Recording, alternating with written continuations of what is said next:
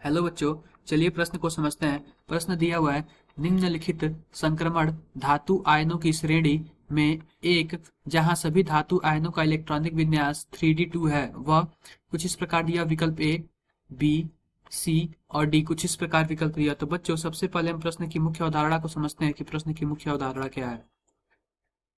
मुख्य अवधारणा, तो प्रश्न की मुख्य अवधारणा में हम यह देखेंगे कि हम डायरेक्टली क्या करते हैं, हम विकल्प के माध्यम से अपने सही उत्तर का चयन करते हैं। तो हमारे पास धातु कुछ इस प्रकार दिया हुआ है, titanium, vanadium, titanium, vanadium, chromium और मैंगनीज कुछ इस प्रकार दिया हुआ, कुछ इस प्रकार दिया हुआ। और विकल्प दिया हुआ है ए, बी, सी और डी, कुछ 4 विकल्प इस प्रकार दिए हैं। तो बच्चों हम विकल्प के माध्यम से अपने सही उत्तर का चयन करते हैं। तो विकल्प ए में हमें दिया हुआ है टाइटेनियम 3+। अगर टाइटेनियम 3+ दिया हुआ है तो सबसे पहले टाइटेनियम का जो परमाणु क्रमांक है 22 है, वेनेडियम का 23 है, क्रोमियम का 24 है और मैंगनीज का 25 है। तो हम टाइटेनियम 3+ की बात करें तो इसका इलेक्ट्रॉनिक विन्यास कुछ इस प्रकार होगा। इलेक्ट्रॉनिक विन्यास कुछ इस प्रकार होगा, Ar4s0 3d1 होगा, Ar4s0 3d1 होगा। और इसका कुछ वेनेडियम कुछ इस प्रकार दिया हुआ, वेनेडियम 2+ दिया हुआ है, वेनेडियम 2+ दिया हुआ है। अगर वेनेडियम 2+ की बात करें तो इसका परमाणु क्रमांक 23 है और हम इसका कुछ इस प्रकार लिख सकते हैं, इलेक्ट्रॉनिक Ar4s0 3d2 कुछ इस प्रकार लिख सकते हैं।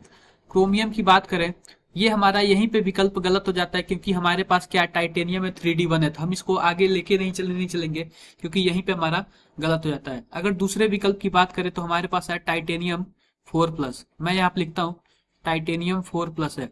टाइटेनियम 4+ का कुछ परमाणु क्रमांक इस प्रकार होगा, Ar4s0 3d0। इसमें भी हम आगे नहीं चलेंगे क्योंकि इसमें डी कक्षक में 0 इलेक्ट्रॉन है, इसमें 2 नहीं है, तो इसमें भी हम आगे विकल्प को नहीं ध्यान देंगे।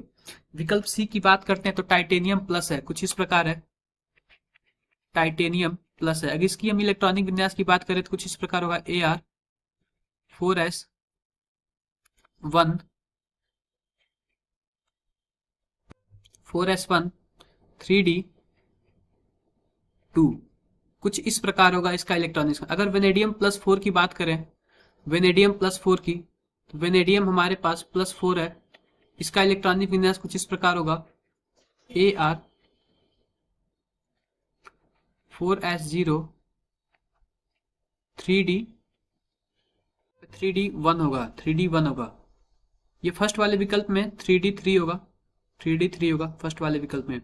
अब देखो बच्चों, यहाँ पे भी 3d1 हो गया तो हम इस विकल्प को आगे लेके नहीं चलेंगे। विकल्प डी में हम आते हैं। विकल्प डी में हमारे पास क्या है, विकल्प डी में हमारे पास कुछ इस प्रकार है, टाइटेनियम +2। अगर इसका हम इलेक्ट्रॉनिक विन्यास देखें तो कुछ इस प्रकार लिख सकते हैं, Ar4s0 3d2।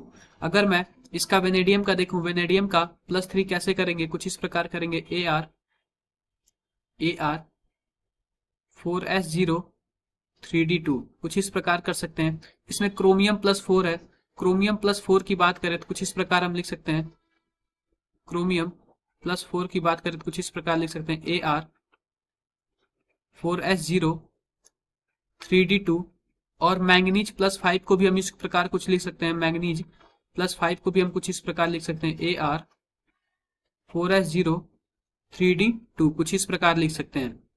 तो बच्चों इस प्रकार हमने विकल्प डी में हमने इस प्रकार देखा कि सबके लास्ट में 3d2 आ रहा है, इसका मतलब ये हुआ कि जो विकल्प डी है उसमें सभी धातु आयनों का इलेक्ट्रॉनिक विन्यास 3d2 है। आशा करते हैं कि आपको मुख्य अवधारणा के आधार पर प्रश्न समझ आया होगा। धन्यवाद।